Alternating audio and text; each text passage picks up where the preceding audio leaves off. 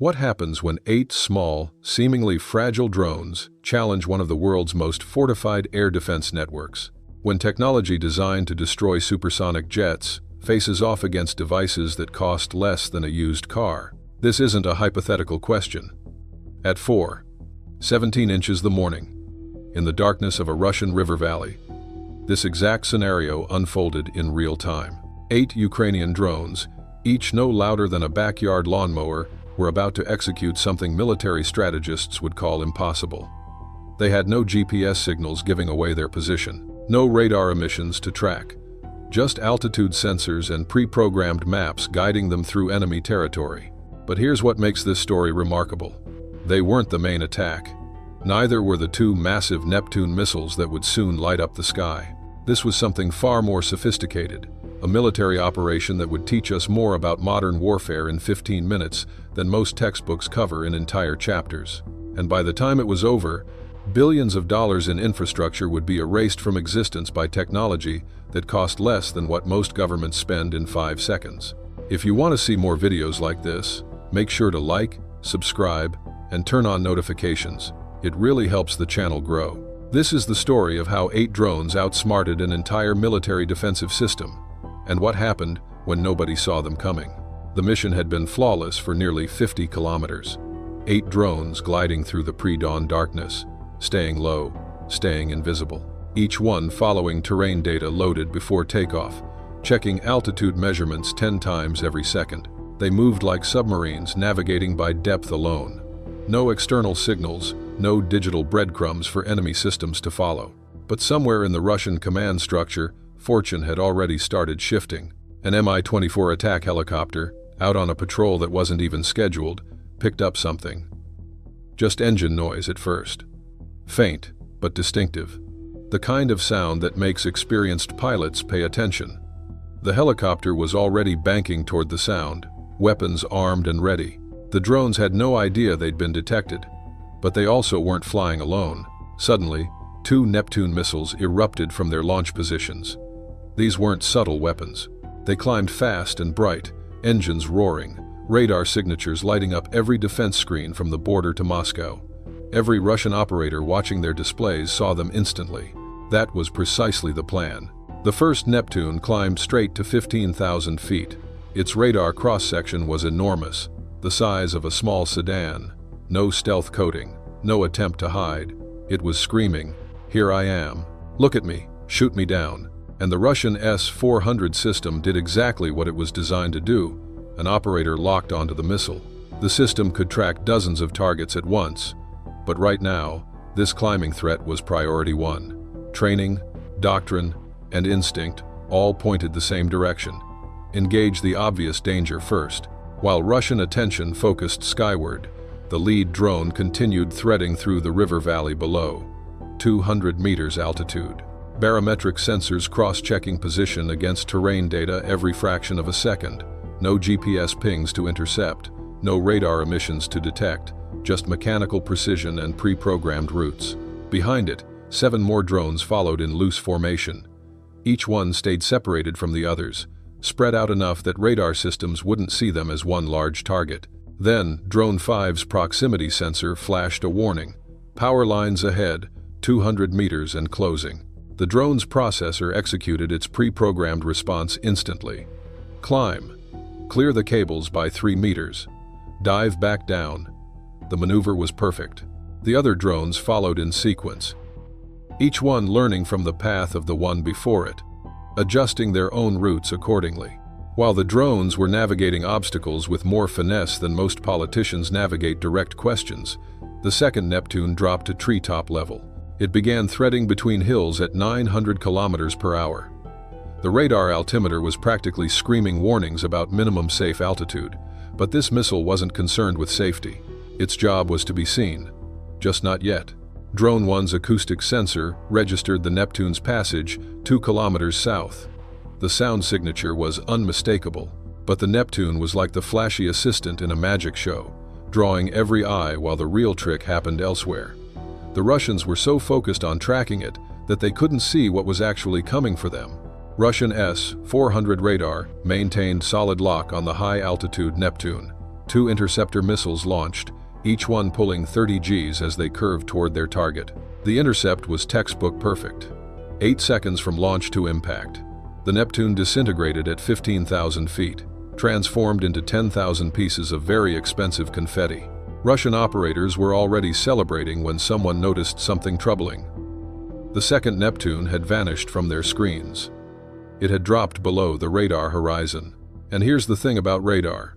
No matter how sophisticated or expensive your system is, it can't see through the planet itself. The Neptune was now weaving between hills at 50 feet altitude, invisible to every system searching for it. But even this massive missile wasn't the real attack. Think of it like someone kicking in your front door. Everyone runs to see who's making the noise. Nobody thinks to check the windows.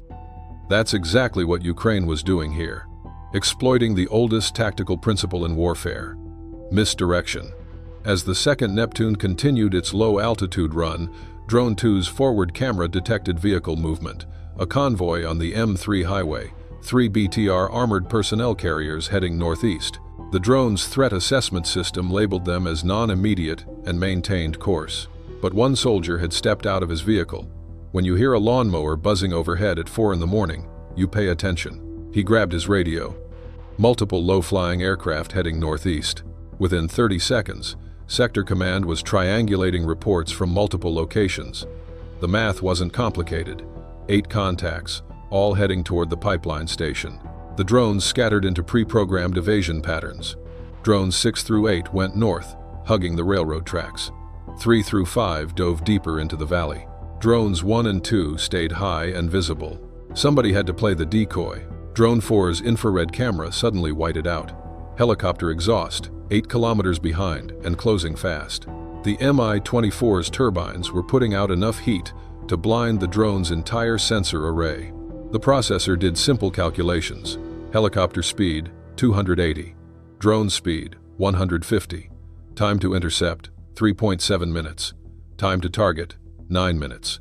This was about to get very interesting, very quickly. Right on cue, the second Neptune suddenly pulled up from low altitude, climbing hard toward 5,000 feet. Every radar that had lost track immediately reacquired. Alarms screamed across 3 provinces. But why expose itself now? Just 10 kilometers from the pipeline target, unless it wasn't aiming for the pipeline at all. The Mi-24 Hind emerged from above. The pilot was Afghan war vintage, dragged out of retirement because Russia was running short on experienced combat aviators.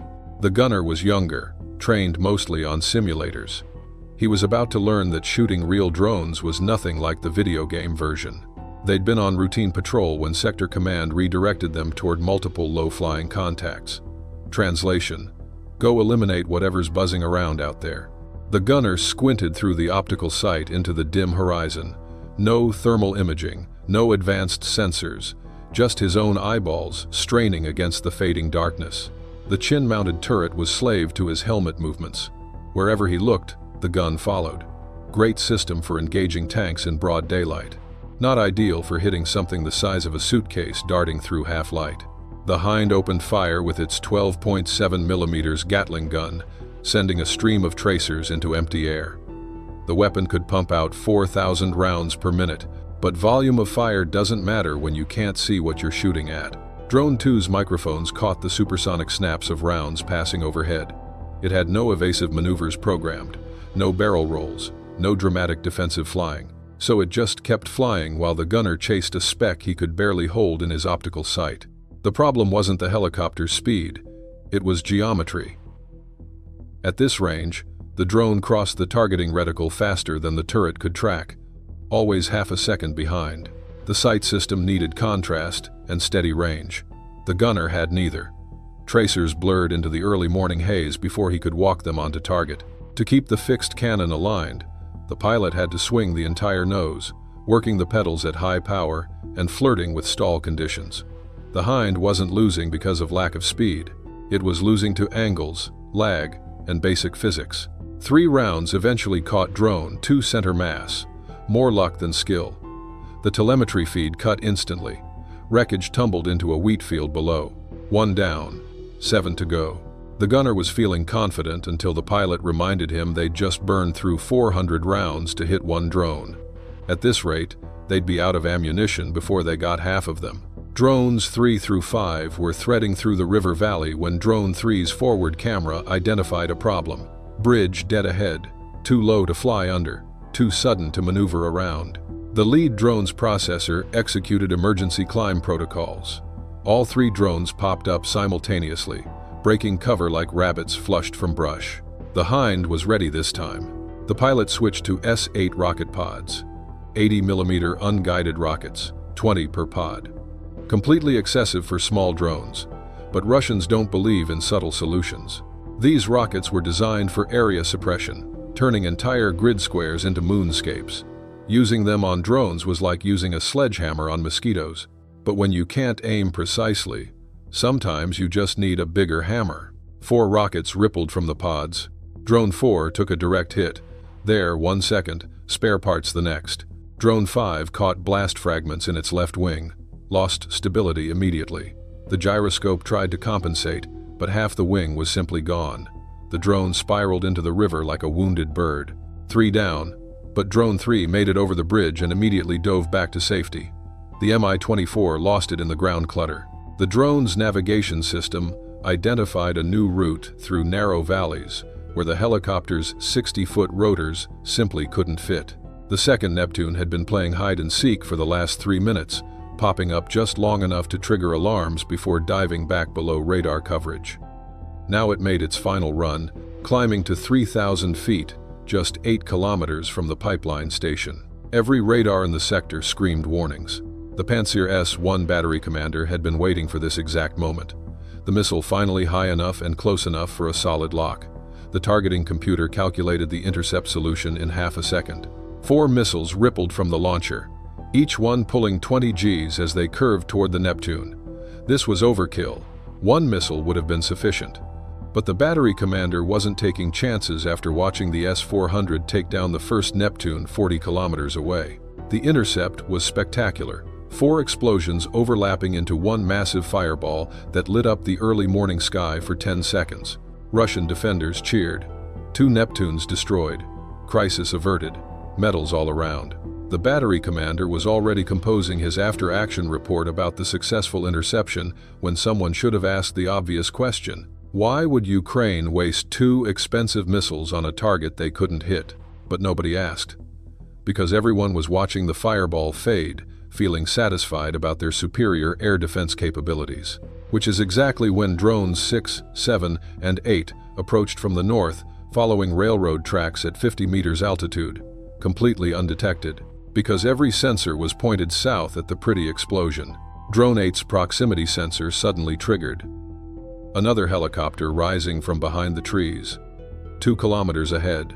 Smart positioning, except drone engines sound like lawnmowers and the helicopter's turbines drowned out everything within a kilometer. But then the second Mi-24's gunner did something intelligent. He turned off the searchlight and switched to infrared, scanning for the drone's warm motors glowing faintly against the cooling ground, their silhouettes cutting black shapes against the fading sky. Suddenly, drones 6, 7, and 8 were perfectly illuminated against the thermal background. The gunner opened up with the 12.7 millimeters, but this crew was better trained. Instead of spraying wildly, they fired controlled bursts, watching tracers, adjusting aim. Drone 6 took hits immediately. 3 rounds through the fuselage. It kept flying but started losing altitude. The processor tried to compensate, but hydraulic fluid was streaming from severed control lines. Drone 7 banked hard left, using its only programmed evasion tactic. Random direction changes every 3 seconds. The helicopter followed, zeroing in on Drone 7. But this meant ignoring Drone 8, which continued straight toward the tank farm. 2 helicopters, 3 drones. Someone was going to get through. The first Mi-24 was still chasing Drone 3, down to 300 rounds, and getting frustrated. The pilot tried to coordinate with the second helicopter over radio, but they were on different frequencies. Classic military communication failure. So now they had 2 helicopters hunting independently. No coordination. Burning through ammunition and fuel. The second helicopter's gunner launched another flare, but the wind carried it sideways, illuminating nothing but empty forest. But while the helicopters struggled, Russian ground forces were setting up the next layer of defense. 4 Russian soldiers took positions on various rooftops around the pipeline station. Each one carried an Iglis-S manpads, a Soviet-era shoulder-fired missile equipped with a dual-band infrared seeker that could burn through flares. It could chase down almost anything with wings. The first soldier swept his seeker across the sky, looking for heat signatures. The Igla's infrared sensor could spot a jet engine from 6 kilometers away. Those engines run at 600 degrees Celsius, lighting up the thermal spectrum like a bonfire. Attack helicopters run cooler but still put out 400-degree exhaust. Even a small civilian aircraft's engine glows at 300 degrees above ambient temperature. The seeker found nothing. Drone 3 was 800 meters away, closing fast. But its tiny piston engine was running maybe 80 degrees above ambient. On a cool morning, that's about as hot as a lawnmower that's been cutting grass for an hour. The Igla needed at least a 3-degree differential to maintain lock. Against the cool air, the drone was only showing 2 degrees. The soldier could hear it, that distinctive lawnmower buzz, but the missile couldn't see it. He fired anyway, hoping proximity would compensate. The missile erupted from the tube with that distinctive whoosh bang, accelerated hard for 2 seconds. Then its guidance system realized it had nothing to track. Without a heat signature to follow, the missile's computer essentially gave up. It went ballistic, literally arcing through the air like someone had launched a $120,000 bottle rocket. The missile crashed into the forest 3 kilometers away, its warhead detonating among some very surprised trees. 3 more soldiers tried their luck from different positions. Same result.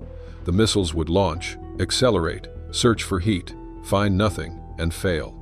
It was like trying to use a heat-seeking missile on an ice cube. The weapons were designed for jets and helicopters with large hot engines, not glorified model airplanes running on what was basically a motorcycle engine. But the 4th soldier got lucky.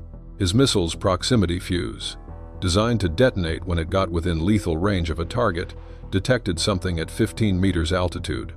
The warhead exploded, sending tungsten fragments in every direction. Drone 8 happened to be passing through that fragment sphere. Shrapnel peppered its starboard wing, punching through the composite material like cardboard. The drone's accelerometer immediately detected asymmetric drag.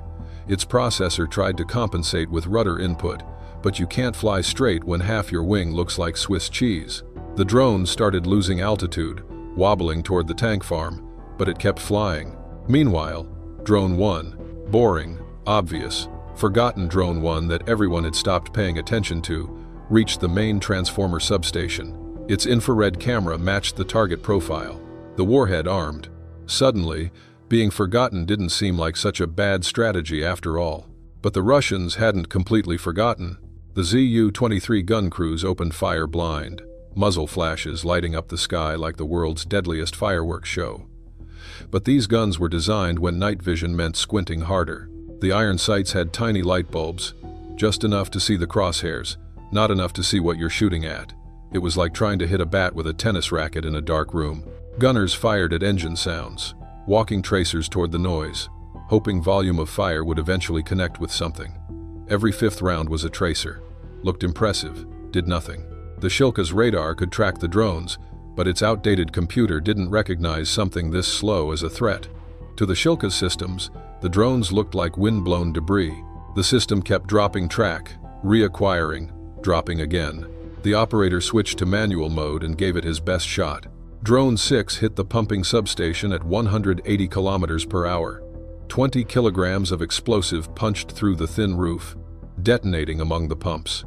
The blast wave ruptured every pipe within 30 meters. Petroleum erupted like a geyser, vaporizing into a cloud that hung in the air for exactly 1 second. Then, the drone's burning wreckage provided the ignition source. Drone 3 approached from the east, flying so low it had to climb to clear the perimeter fence. A Zu-23 gunner caught the movement, swung his weapon around, held the trigger down. Pure luck. 3 rounds caught the drone's tail section. Drone 3's processor registered catastrophic control failure. Time to target, 8 seconds. Time until uncontrolled crash, 8 seconds. Sometimes the universe has a dark sense of humor. The drone plowed into the control building at terminal velocity. Its warhead detonated among the computer systems that managed petroleum flow to Central Europe. Every pump control, every valve sensor, every emergency shutdown system, gone. The pipeline system was now running blind with no way to stop it. Petroleum that should have stopped flowing kept coming, pressure building toward something catastrophic. Drone 7 reached tank number 2, its camera showing the massive steel structure. The drone climbed sharply, trading speed for altitude. For one perfect moment, it hung motionless at the peak of its climb, nose pointed at the stars. Then gravity took over. The drone dove straight down, accelerometer counting meters to impact. The damaged Drone 8 wobbled toward tank number 3, trailing parts like breadcrumbs.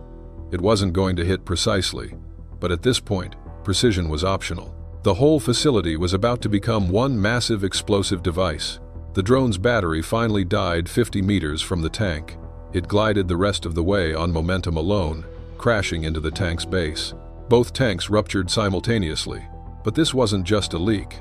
This was a bleave, a boiling liquid expanding vapor explosion. The petroleum didn't have time to flow out. It instantly vaporized, expanding 1,700 times in volume. The math was simple and terrible.